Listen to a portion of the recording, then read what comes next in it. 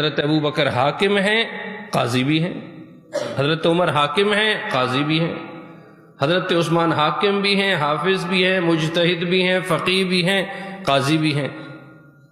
حضرت علی خلیفہ بھی ہیں، حاکم بھی ہیں، قاضی، بلکہ سب سے بہترین قاضی ہیں۔ تو پہلی شخصیت جس نے یہاں آ کر خانقاہ آباد کی، سمرقند سے وہ اٹھے اور دلی میں آئے، اجمیر میں آ کر بیٹھے، تو وہ پہلی شخصیت جس کا نام معین الدین چشتی رحمہ اللہ ہے۔ تو ہندوستان پر جہاں مسلم سلاطین مجاہدین محمد بن قاسم کے احسانات ہیں، سلطان الہند محمود غزنوی کے احسانات ہیں، شہاب الدین غوری کے احسانات ہیں، احمد شاہ ابدالی کے احسانات ہیں، قطب الدین ایبک کے احسانات ہیں۔ یہ جو بڑے بڑے مجاہدین گزرے ہیں جنہوں نے ہندوستان پر حملہ کیا اور مسلمانوں کی مدد اور نصرت کی، وہیں پر پورے ہندوستان کے مسلمانوں پر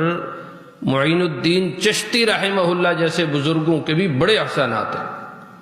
کہ بڑے درجے کا ہندو چھوٹے درجے کے ہندو سے ہاتھ نہیں ملاتا تھا، اس کے پاس نہیں بیٹھتا تھا، اس کے قریب سے نہیں گزرتا تھا، اس کے برتن کو استعمال نہیں کرتا تھا۔ لیکن یہاں جب انہوں نے دیکھا کہ شیخ اپنے ہاتھ سے دوسروں کو کھلا رہے ہیں، شیخ اپنے ہاتھ سے دوسروں کی خدمت کر رہے ہیں، شیخ اپنے ہاتھ سے دوسروں کی تکریم کر رہے ہیں، یہ محبت اور یہ پیار جب ہندوؤں نے دیکھا